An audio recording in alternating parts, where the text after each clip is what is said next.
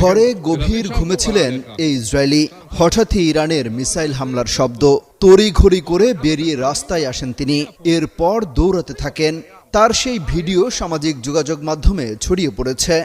এতে দেখা যায় শুধু আন্ডারওয়্যার পরা অবস্থায় ঘরবাড়ি ছেড়ে নিরাপদ আশ্রয়ে যাওয়ার চেষ্টা করছেন তিনি। এই ভিডিও এক্সে শেয়ার করেছেন পাকিস্তানের জনপ্রিয় সাংবাদিক হামিদ মির। ক্যাপশনে খোঁচা মেরে তিনি লিখেছেন, ওহ দিস ইজ ভেরি আনফর্চুনেটলি, অর্থাৎ এটা খুবই অপ্রত্যাশিত। ইরানের পরমাণু কেন্দ্র এবং সামরিক স্থাপনায় হামলার জেরে গোটা ইসরায়েলে তাণ্ডব চালাচ্ছে তেহরান।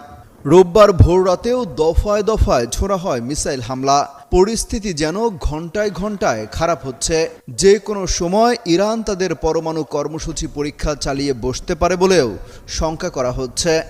এদিকে ইসরায়েল বলছে, ইরান হামলা বন্ধ না করলে